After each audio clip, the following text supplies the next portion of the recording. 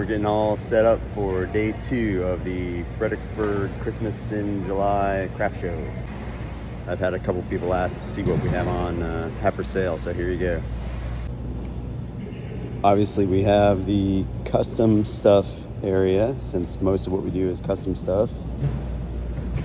We got a bunch of hand-turned wooden pens for sale, a bunch of rings.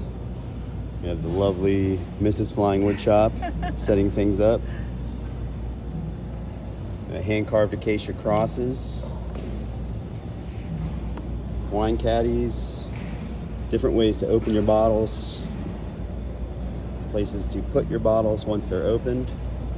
And keeping with the Christmas theme, we've got ornaments, old-timey ornaments, and Santas and keepsake boxes, and a couple of Christmas trees left.